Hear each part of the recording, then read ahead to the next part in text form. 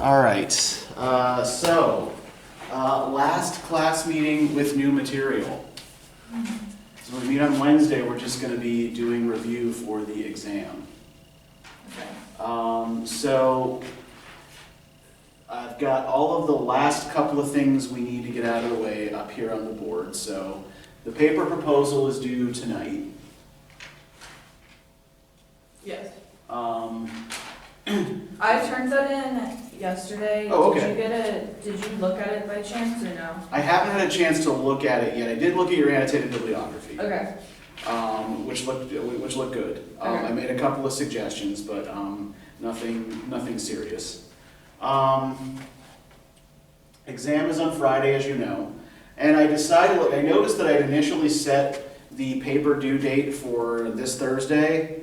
That seemed cruel, so I've moved it to next Monday. Okay. So the paper will be due a week from today rather than on Thursday. Okay. That deadline seemed a little bit tight. Course evaluations are up, so if you could just get that done for me. You don't have to do it, but it helps. It helps me if you do. Yeah. Do you have any questions about anything?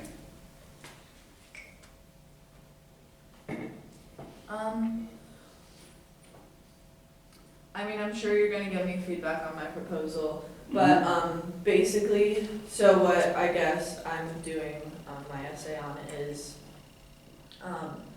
the relation between Susan's into room 19, Susan's kind of just, she's got this perfect life, in relative terms. Yes, what people in her society would regard as a perfect life.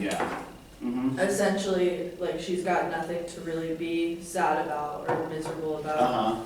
And so I guess there's that one thing, there's something that is making her miserable. Yeah. And then I kind of want to tie that with Dorothy Wordsworth, kind of Grasmere journals, because she too had in terms of relative birth, I guess, Yes. a good life.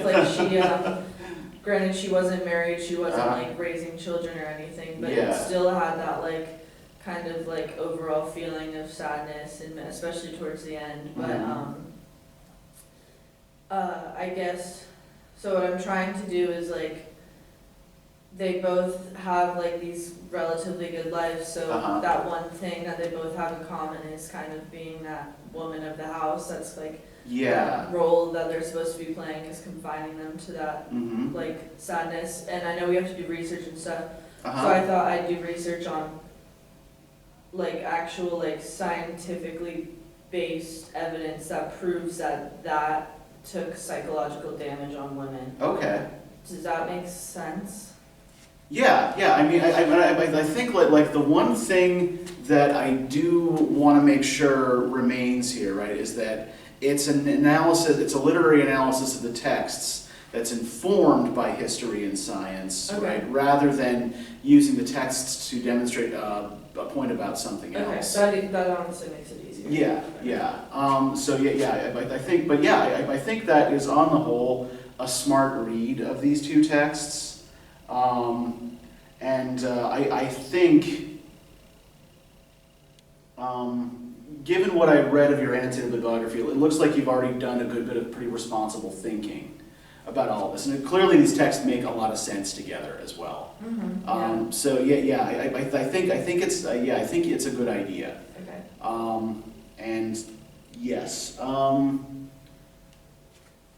There was something else that I was going to say about that, and now it's completely escaped me.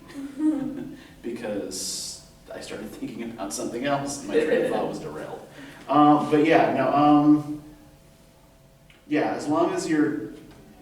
long as your literary texts are the star and the focus of what you're doing, then I think you're on pretty sound footing. Okay, cool. So I've got up here all the vocab terms from the last two quizzes. it would take us rather a long time to go over all of them. So I figured what I'd do instead is give you a few minutes to look these over, especially since we're going to be doing an exam review on Wednesday anyway. I'm just going to give you a few minutes to look these over, and you can ask me if you have any questions about any of these. Are there any of these you're not clear on, or Yes, the life, death, rebirth deity. I think Okay. I probably got that one wrong.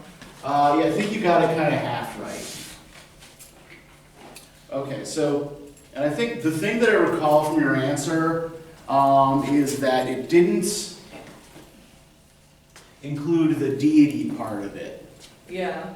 So, what's a deity? Isn't that like a agreement? No, a deity is a god or goddess. Oh. Yeah. Okay. So, So close. yeah, just like remember like the Latin deus, God, right? Mhm. So yeah, deity is any kind of divine being that people worship. So a life, death, rebirth deity is one of these typically a god, not a goddess, who dies at some point during the year, goes underground, and then returns at another point in the year, right? So like for example, the death and rebirth of Osiris in Egyptian mythology is supposed to mirror the annual flooding of the Nile. The Babylonian god Tammuz is supposed to represent, spring, and then he dies at the end of the spring and comes back, after the long winter and all that sort of thing, right? And this is part of the cycle that, this kind of cycle is part of what the wasteland is concerned with, right? It's like, these dying gods who bring life back to the land when they return and take it away when they die. Cool. Does that make sense? Yeah. Okay. Other things you might have other things you have questions about? You had Freud's theory of the unconscious slightly mixed up as well. Yeah, probably. Yeah, so let me just quickly go over that again. So Freud divides the unconscious up into three parts, right? Or he divides the mind up into three parts, right? So the ego, conscious mind is the ego, yeah. And the ego is formed by the push and pull between the id and the superego. And the id is your primal animal drives, and the superego is kind of like the weight of social pressure on your personality. So, the reason why we don't just, run around punching people in the face with our pants off screaming, even if that's what we really, really want to do, is because we know that society would disapprove if we did this, right? So, without a properly functioning id, you become a neurotic who's afraid to do anything, right? If your superego is too powerful.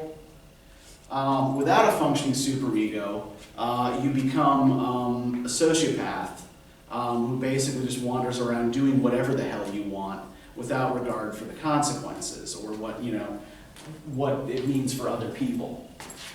So the basic point here, though, is I think this modern notion that we are largely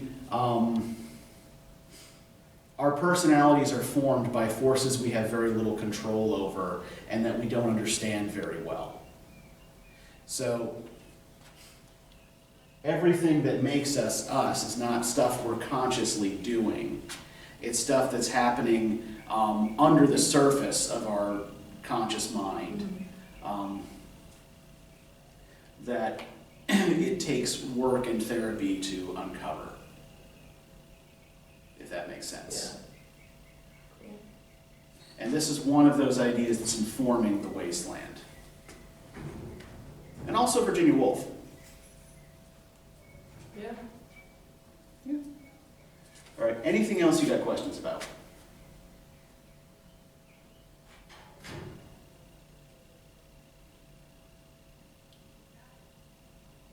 No. No? Okay, Save it for Wednesday? Yeah. All right, cool. So let's clear the board.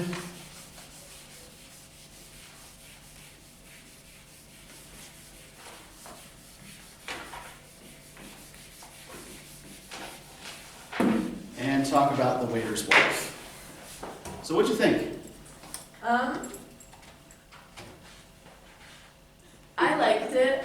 Okay. I don't know if it was like the state of like my mind being so, I did so much schoolwork yesterday, like I literally spent like 8 hours just doing stuff. Okay. So this was the last thing I did, so I don't know Yeah. if it was just my mind making it feel super like kind of like cluttered, or if it was actually kind of just a little bit cluttered. There is actually a lot going on in a it's very small number of yeah, pages. because Yeah, once, when we got, I always try to immediately, I don't know why, but like, if I read the title of something, my brain's trying to figure out why it's called that from the get-go. So when I first started reading it, I was like, let's get to the waiter's wife, I don't even know who that is, why is that important? But it was good.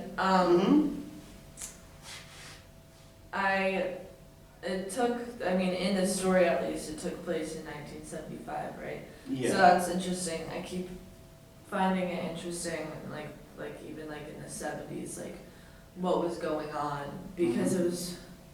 I think of the 70s and I think of like, oh, that's not that long ago at all. Yeah. I mean, I was born in 1978. Yeah, like my parents were born in '69. So the fact that like these conversations were still being had, and that women were still like oppressing themselves because of like past traditions is like interesting to me. Like, I guess, but there are always going to be those kinds of people that like don't want to change anything because they don't want to mess it up, or I kind of got that feeling from Alsana. Alsana. Yeah. Okay. I liked her niece. Her niece would have been me having that conversation. The niece of shame, yeah. Yes. Yeah. But I think like if we think about like this divide between Alsana and Nina, right? They're actually roughly the same age, right? She's like 2 years younger than Yeah. Alsana is only a little bit older than Nina, but Nina is the niece of shame. What's the primary difference between these two women? Alsana is married and has babies on the way. She's married and has babies on the way already, yeah. But what's the primary difference in their upbringing? Alsana was brought up in like wasn't she brought up in like a nice family, or was that Nina? It's more about the where. Okay. Alsana is an immigrant, right? Alsana is from Bangladesh. Nina is Bangladeshi, but she's born and raised in England, right? So she's a child of Bangladeshi immigrants rather than being from Bangladesh herself, right? So there is you've got these two women who are related to each other, who come from the same background, but one of them having been raised in Europe and the other having been raised in the home country back in Bangladesh, seems to make a good bit of difference here, right? Yeah. Just in the language that they use, in their social attitudes, right? Nina is pretty well assimilated, right? She speaks English like a Brit. She uses contemporary British slang, whereas Alsana's speech is always represented as kind of accented English, right? It's clear that her English is not quite British English. But Nina will say, in addition to her more feminist social attitudes, right? She'll use slang phrases like "keep your tits on," right? Yeah. which, Alsana would be shocked to say. Do you think that the story prefers one of these women or her viewpoint over the other?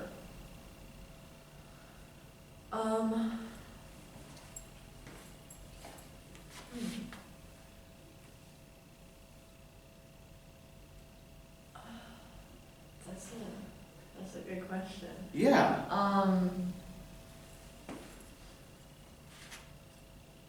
I mean, Nina's always the one apologizing for what she says, and it ends up, like, I feel like every time they get into, like, a little kind of thing, like, it is left as Nina apologized and Alsana was kind of right, so maybe Alsana's viewpoint, even though Nina's viewpoint I feel like is more, like, out there. Although Nina is also probably more open-minded right. than Alsana is, right? Yeah, so I feel like probably Alsana's. Yeah, I mean, I think we're in, the story may be, like, I think the story is at least on some level sympathetic to Alsana, yeah. right? Because we're in her head for much of it. We're usually in either her head or her husband's head. And we're never really inside Nina's head, right? We're never seeing through her eyes, right. Or from her perspective. And then I think like maybe it would be instructive to look at this bit at the end where they run into this man in the park, Saul Josephowitz.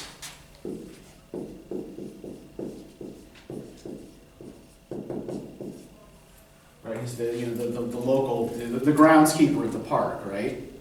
And with a name like Saul Josephowitz, what does that tell us about him?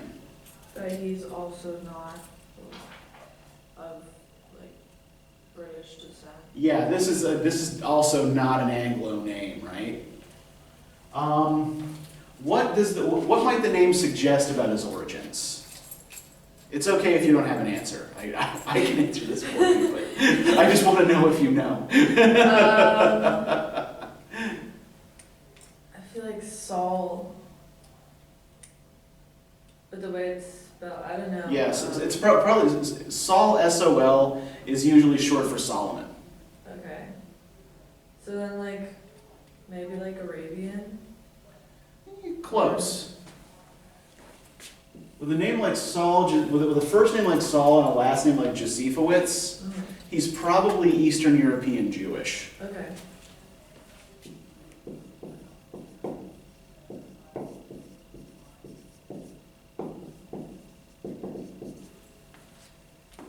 And he's also here in this, in this neighborhood. And I think like it's important, I think, to note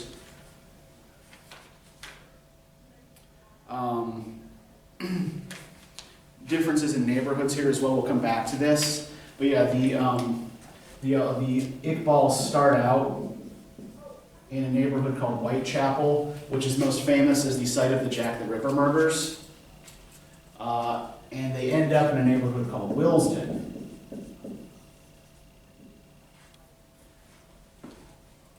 But yes, within this neighborhood, right, we've got Alsana Iqbal, her niece Nina, they're Bangladeshi. You've got Archie Jones and his wife Clara, right? And Clara is, I think, Jamaican.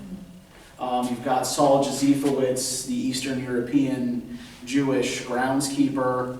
So Willesden is this kind of multi-ethnic neighborhood, right?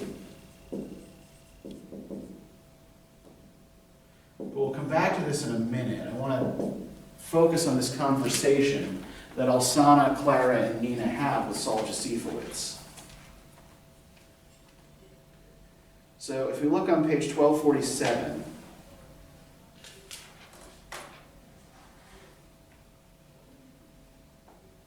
right? Alsana screams, claps her hands over one of her own ears and one of Clara's, and then almost chokes on a piece of aubergine with the physical exertion. For some reason, the remark simultaneously strikes Clara as funny, hysterically, desperately funny, miserably funny, and the niece of shame sits between them, nonplussed, while the two egg-shaped women bend over themselves, one in laughter, the other in horror and near asphyxiation. "Are you all right, ladies?" It is Saul Josephowitz, the park keeper, standing in front of them, ready as always to be obeyed. "We are all going to burn in hell, Mr. Josephowitz, if you call that being all right," explains Alsana, pulling herself together. Niece of shame rolls her eyes. "Speak for yourself." "But Alsana is faster than any sniper when it comes to firing back. I do. Thankfully, Allah has arranged it that way." "Good afternoon, Nina. Good afternoon, Mrs. Jones," says Saul, offering a neat bow to each. "Are you sure you are all right, Mrs. Jones?" Clara cannot stop the tears from squeezing out of the corners of her eyes. She cannot work out, at this moment, whether she is crying or laughing. The two states suddenly seem only a stone's throw from each other. I'm fine. Sorry to have worried you, Mr. Josephowitz. Really, I'm fine." "I do not see what is so very funny, mutters Alsana. "The murder of innocents. Is this funny?" "Not in my experience, Mrs. Iqbal, no," says Saul Josephowitz, in the collected manner in which he says everything, passing his handkerchief to Clara. "It strikes all three women, the way history will, embarrassingly, without warning, like a blush, what the park keeper's experience might have been." They fall silent. So they've been arguing about abortion, right? And Alsana refers to this as the murder of innocence, right? And she asks Saul Josephowitz thoughtlessly, "Is this funny?" And what is the experience, what is Saul Josephowitz's likely experience with the murder of innocence, given the date and given his ethnicity? What is this probably referring to? Holocaust? Yeah. Oh man, I got that wrong. Yeah, he's... Shit. Yeah. But yeah, Saul Josephowitz is probably a Holocaust survivor. Oh, yeah. I guess I would have probably had to put two and two together that he was Jewish. Yeah. So, and I think the important line here is, right, the sentence starts in 1247, goes over in 1248, right? It strikes all three women the way history will, embarrassingly, without warning, like a blush, what the park keeper's experience might have been, right? It's like when they were having this discussion and he came over and they included him in it, it hadn't even occurred to them what his life experience was, right?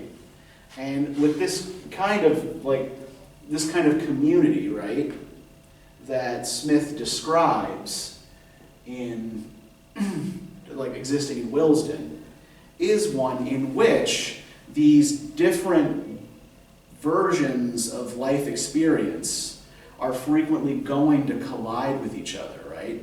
And in which, in order to get along, right, people have to consider the life experiences of others. As opposed to, when Whitechapel is described to us, the neighborhood where the Iqbals originally settle when they come to London.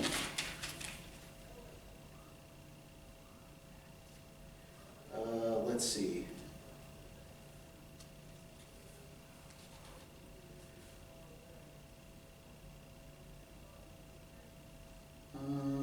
Where is what I am looking for?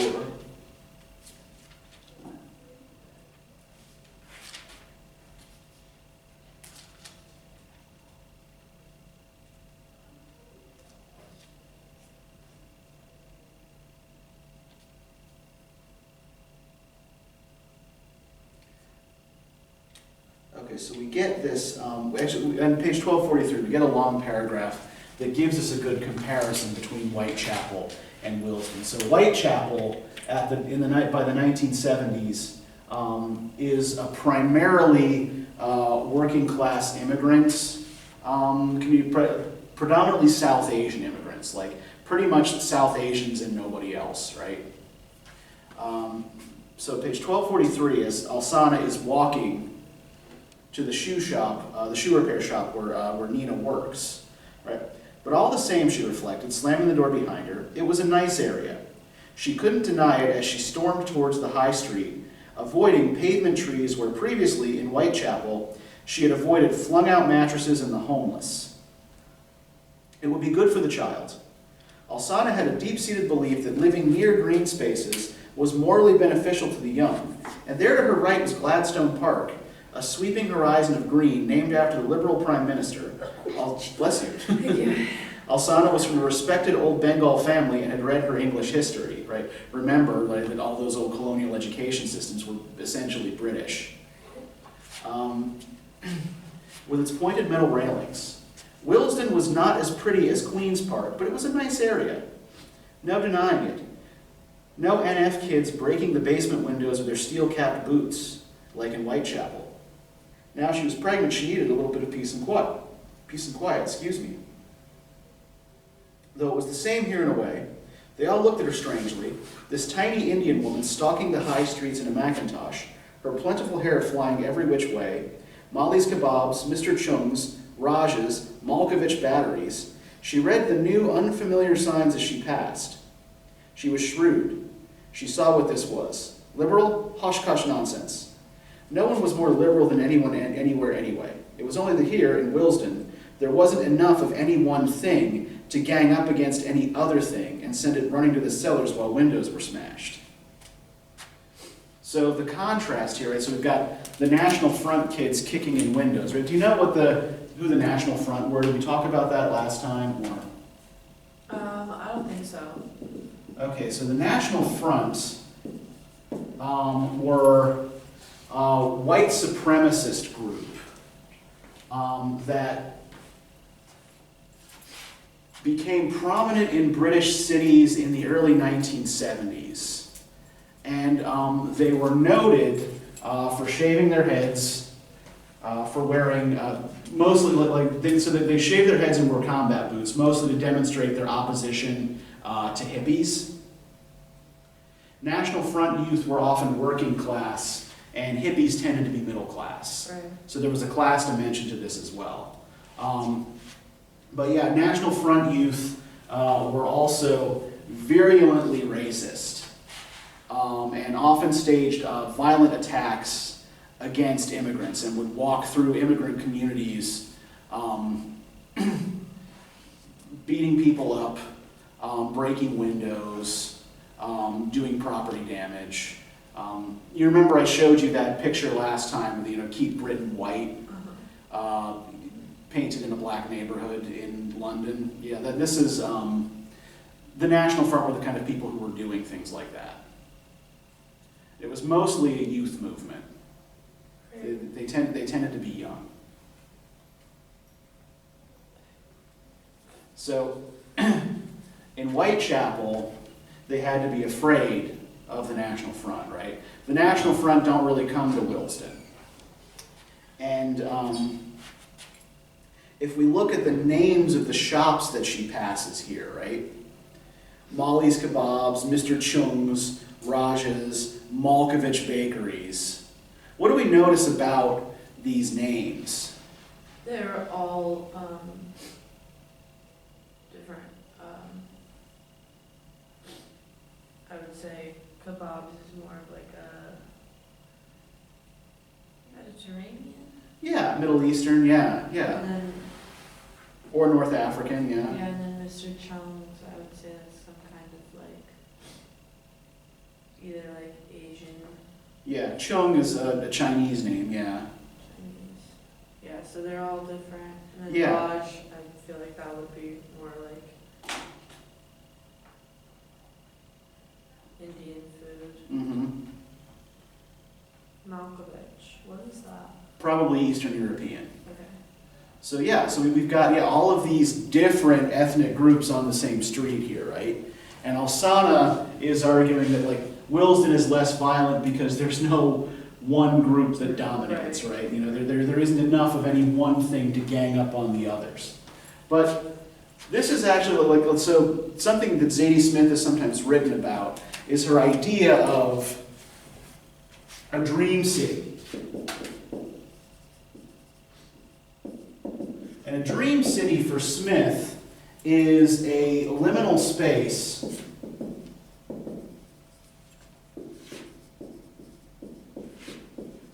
of multiracial identity and harmony. So do you know what a liminal space is?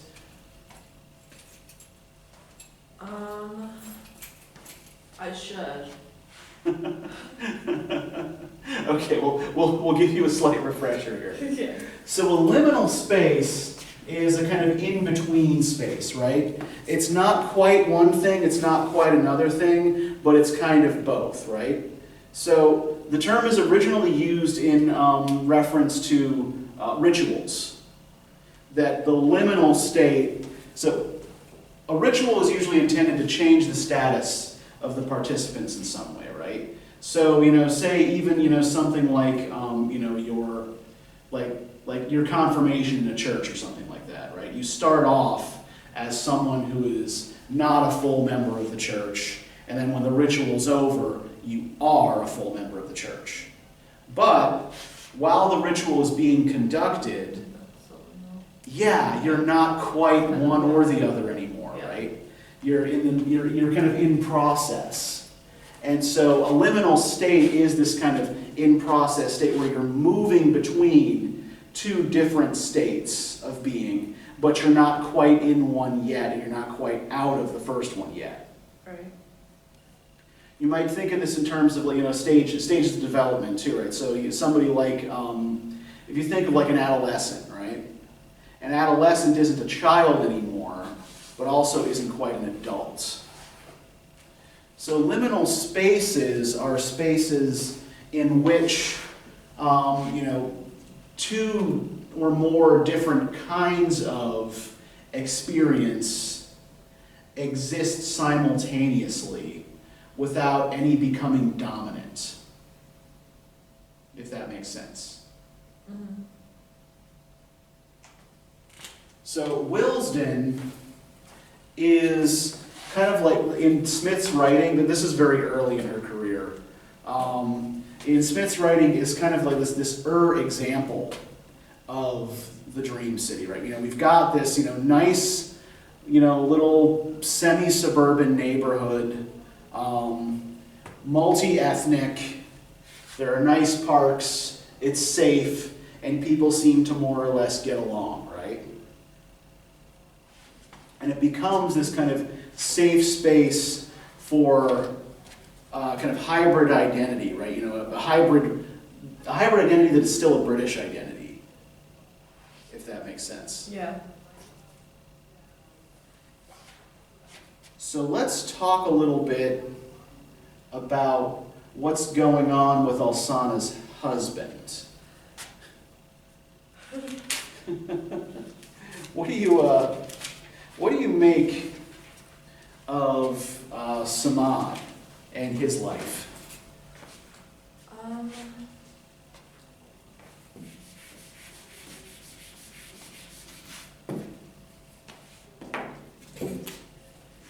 You kind of, I don't know, I feel like I kind of pity him. Okay. What about him seems pitiful or pitiable? Well, for starters, he did fight in World War II, so I feel like that's just already mental damage. Yeah. And then, I mean, he's a lot older than Alsana. I don't know, like it's like almost like a pitiful character that makes me kind of resent them. You resent him for being pitiful. Like, I don't know, I feel like his wife is like, you need to pull it together, dude. You gotta like provide for the family. I just married you, we're about to have twins. Yeah. And he's just kind of skating by and hoping that what's his face? His cousin here, this guy. Will give him a raise. And yes. Ardashir McCool. And then also on top of that, like, he knows that he's not a good waiter. Yeah. And then the pooling tips thing, we just got done doing that at my job. I've been doing that up there for like so long. Yeah. And once we started doing like our own tips and stuff, I was like, well, damn, I guess I've just been paying everyone's bills. It was crazy the difference that I was making versus like my coworkers, just because I'm like, I'm good with people. But so I get that frustration, so I don't like that. So I think that also like kind of internally was like the idea of the piss pot. Yeah. Well, I think like one thing to note here too is like, who's the only waiter in the restaurant that gets angry about the piss pot? The only one making money going into it. The only one making money, right? Yeah, Shiva, who's younger and better looking, right? So he makes more in tips than the other waiters do. But there's another difference between Shiva and the others as well. How did Samad get this job in the first place? He was cousins with. Yeah, Ardashir, the owner, is his cousin. So Shiva isn't a member of the family. Everybody else who works there is related. So the guy who resents pooling the tips, not only is he the most successful waiter, he's also the only one who's not a member of the family. We're told also that he's the only Hindu who works there. The rest are Muslims. And let's think about for a minute like what kind of place this is too, and how this might affect Samad's attitude towards his work. If we look on page 1239, right? A year's worth of Samad softly inclining his head at exactly the correct deferential angle, pencil in his right hand, notepad in his left, listening to the appalling pronunciation of the British, Spanish, American, French, Australian. Go buy Elo Sag, please. Chicken jalfrezi with chips, thanks. So I think the with chips, thanks is a big part of the frustration here. Like everybody who comes into this, like they're ordering, these Indian dishes, but they all want a side of fries.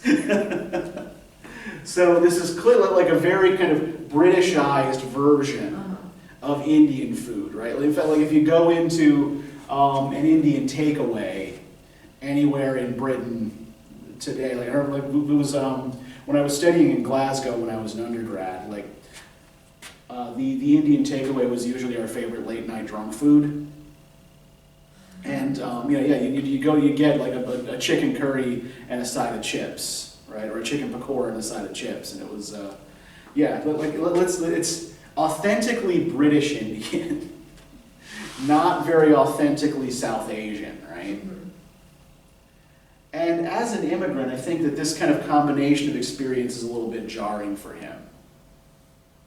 Especially that he's expected to be deferential to these people who are mispronouncing the names of these dishes and, asking for them with chips, thanks, right?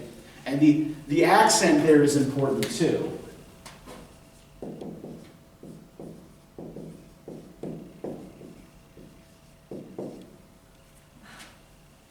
What does with chips, thanks suggest about the class origins of the person placing the order?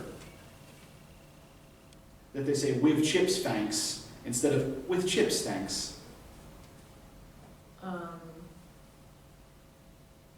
But they're definitely not like middle class. Yeah. This is a working class clientele, right? That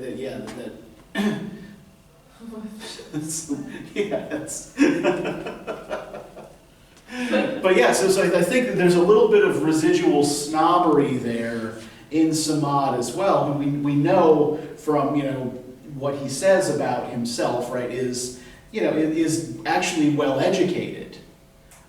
It comes from the upper stratum of society in Bangladesh.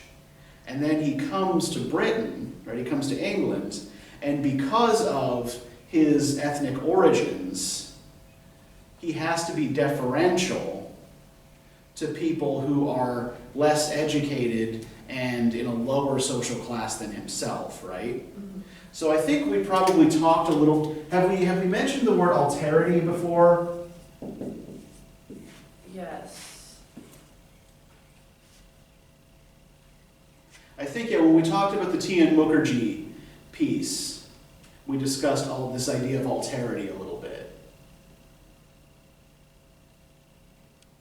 I think so. I'm trying to think of what it means.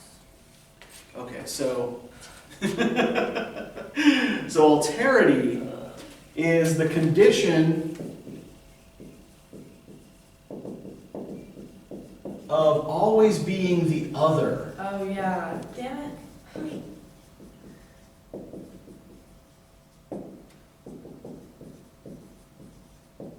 In a pair, right?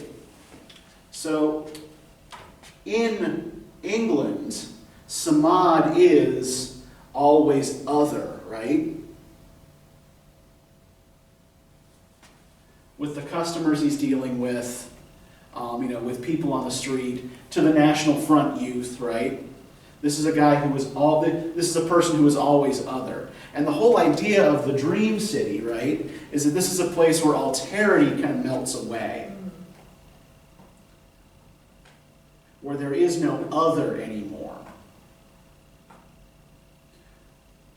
But yeah, Samad's job makes him constantly aware of his other. We'll look for a second at the little, the imaginary placard that he carries around with him, right?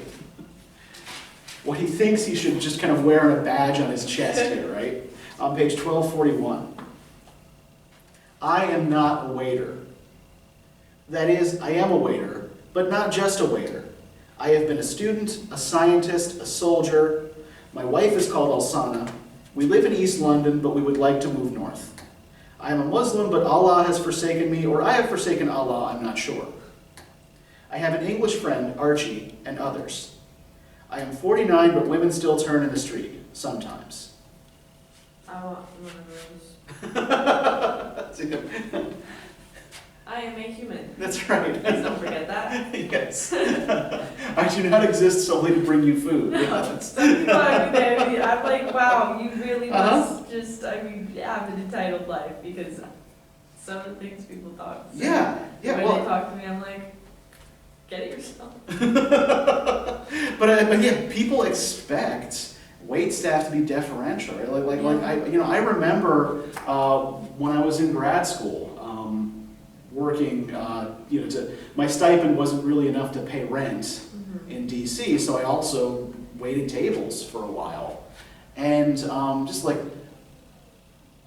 the way people assume that you'll just do whatever they want or go along with whatever they want, right? Yeah. It's nuts. Yeah, it's been the craziest in this time, because when I lived in Florida, we had regulars and stuff, but it was also people coming in from Disney World and tourists and people the cruise terminals and all that stuff. Yeah, I worked in a tourist bar. Yeah, and DC, so here it's these people, they know my boss, and if people will come in and be like, I know Frank, and I'm like, great. So do I. So do I.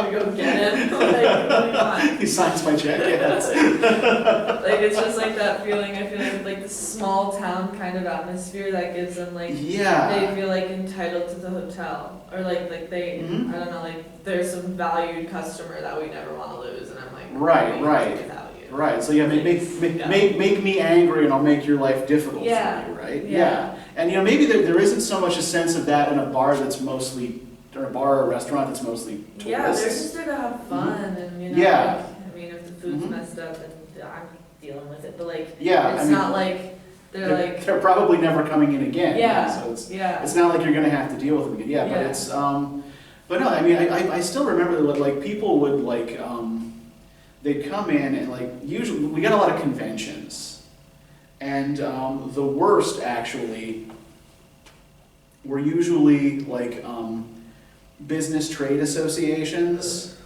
because like they'd tip well, and they'd order a lot of drinks. But they would never leave, and they'd expect you to party with them. And it's like, man, like I got 8 other tables. Like, Yeah. I got class in the morning. I just want to go home and go to bed. Yeah.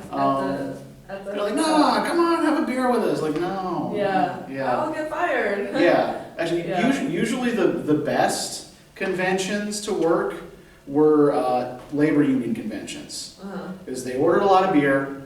They paid in cash, and by and large, these were people who know what it's like to work for a living. Right. So they didn't typically treat you like shit. Yeah. But I think that's the thing. Like part of the issue here that Samad is having, right? And I think this is something that both of us, having been in this kind of job, we can identify with, is that people often treat waiters as though they're non-persons, right? Yeah. That you're there to carry a tray and bring them the things they ask for, and it doesn't matter what else you are, right? And Shiva makes more money because he embraces the role of waiter, right? His only conversation is to make little jokes now and again, and to wiggle his ass for patrons so that they look on him approvingly, right? Whereas Samad tries to talk to people as equals, and as such they don't tip him as much, right? They don't care. Yeah. So yeah, to be a waiter is also a kind of alterity, right? Like it's a kind of stand-in for the general notion of alterity here, that you are not part of the circle at the table. Right. I also feel like it's like, in a way, like code switching from what we talked about last week. Like, the way I talk to my tables, unless I can distinguish that, like, I can go up there and be completely myself with them. I like change my tone, I change my voice, I change the way I speak to them. Yeah, absolutely. Just because I'm like, okay, these are corporate dudes. They're gonna want me to be like this sweet little girl, whatever. Yeah. And here's this family with like 3 teenagers. Hey, what's up? Yeah, they're just going to want to place their order and get out of here as quickly as possible so they can get on to whatever it is they plan to do today. It's you have to be able to read the table and figure out like what do these people want from me that will get me a good tip. But Samad can't or won't do that, right? And so he remains in this kind of like stuck in this middle gear, reliant on the piss pot and on his cousin's, quote unquote good graces. And let's look for a second here, just because I feel like this particular passage is revealing about the way the story depicts the relationship between immigrants who've been in the country longer and those who have newly arrived, right? Even their relations. So if you look on page 1241, one evening, shortly after he had put the down payment on the Willesden flat, Samad had waited till everyone left and then climbed the loudly carpeted stairs to Ardashir's office, for he had something to ask him.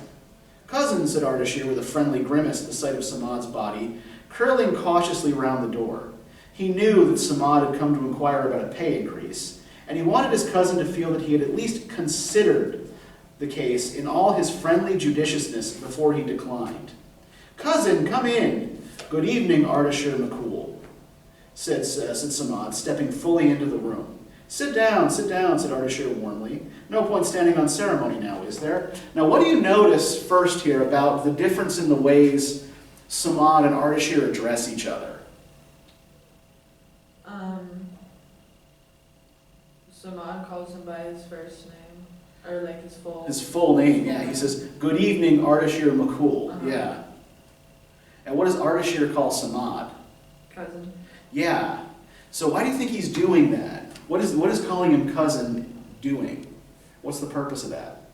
I think in terms of here, it's an extremely manipulative. It is manipulative, right? Because what he's doing is he's like buttering him up, warming him up, making him feel, oh yeah, come on in, we're family. Yeah, exactly. We're family. That's the point here, right? He's like from the beginning. It's like, hello, relative, right? Hello, cousin. Yeah. And yes, Samad is trying to put it on a business footing by addressing his cousin by his name, right? Not stressing the family connection here. But yeah, Ardashir wants to make Samad feel bad about asking for more money, right? That's the whole point of the conversation, right? Samad was glad this was so. He said as much. He took a moment to look with the necessary admiration around the room, with its relentless flashes of gold, its thick pile carpet, its furnishings in various shades of yellow and green. One had to admire Ardashir's business sense. He had taken the simple idea of an Indian restaurant, small room, pink tablecloth, loud music, atrocious wallpaper, meals, and just made it bigger. He hadn't improved anything. It was the same old crap, but bigger, in a bigger building in the biggest tourist trap in London, Leicester Square. You had to admire it, and admire the man who sat now like a benign locust, his slender insectile body swamped in a black leather chair, leaning over the desk, all smiles, a parasite disguised as a philanthropist. Cousin, what can I do for you? Samad took a deep breath. What was the matter? The house was the matter. Samad was moving out of East London, where one couldn't bring up children, indeed one couldn't, not if one didn't wish them to come to bodily harm, from East London with its National Front gangs to North London, Northwest in fact, where things were more liberal. Ardashir's eyes glazed over a little as Samad explained his situation. His skinny legs twitched beneath the desk, and in his fingers he manipulated a paperclip until it looked reasonably like an A. A for Ardashir. I need only a small wage increase to help me finance the move, to make things a little easier as we settle in. And Alsana, well, she is pregnant. Pregnant. Difficult. Ardashir realized the case called for extreme diplomacy. Don't mistake me, Samad. We are both intelligent, frank men, and I can speak frankly. I know you're not a fucking waiter. He whispered the expletive and smiled indulgently after it, as if it were a naughty, private thing that brought them closer together. I see your position. Of course I do, but you must understand mine. If I made allowances for every relative I employ, I'd be walking around like bloody Mr. Gandhi, without a pot to piss in, spinning my thread by the light of the moon. An example, at this very moment, that wastrel fat Elvis brother-in-law of mine, Hussein Ishmael, the butcher demands that I should raise the price I pay for his stinking meat. But Ardashir, we are brothers-in-law, he is saying to me, and I am saying to him, but Mohammed, this is retail. So how does Ardashir redirect the conversation here? How does he manipulate Samad? He diverges into his own problem with his brother and how he's kind of like doing the same thing. Exactly, yeah. So that's like... He makes it about himself. Extremely manipulative. Yeah, and in fact, like even as he's listening to, pretending to listen to Samad, right, he's manipulating this paperclip into the shape of the first letter of his own name, right? He's thinking only about himself. Mm-hmm. And he's saying like, oh, all these relatives ripping me off, right? Subtly implanting that point in Samad's brain there, right? Yeah. Oh, yeah, bloody Hussein Ishmael, yeah. And it's trying to charge me more because we're family, right? Expects me to help him. Yeah, I mean, like, you almost have to admire this guy's balls, right? Yeah. But then I feel like if you're dealing with someone that manipulative, you're kind of like, oh, well, shit, okay, yeah, you're right. Yeah. And that's like the whole point of what you're doing. Yeah, and I mean, like Ardashir's whole business is based on manipulation, right? Mm-hmm. Making people thinking they're getting more, or making people think they're getting more, when he's really just giving them the same thing but louder and bigger, right? Mm-hmm.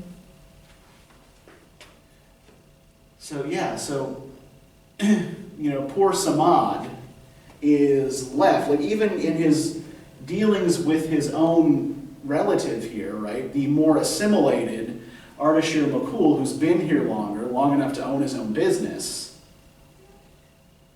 he's an other here too, right? Which it's funny that Ardashir is actually using the family connection to create a bigger gap between them, right? To actually make them more distant from each other. And to make Samad more of an other. So, I know you're not a fucking waiter, but you're just a fucking waiter. But we're both intelligent, frank men. Yes, yes.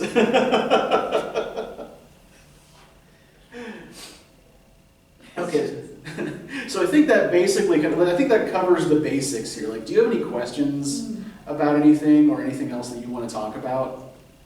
I don't think so. Okay. Yeah, no. Then yeah, we can call it a little early. And yeah, this is our, again, like our last meeting with any new material, which feels momentous in some way. Yeah. But yeah, we'll see you on Wednesday to prep for the exam.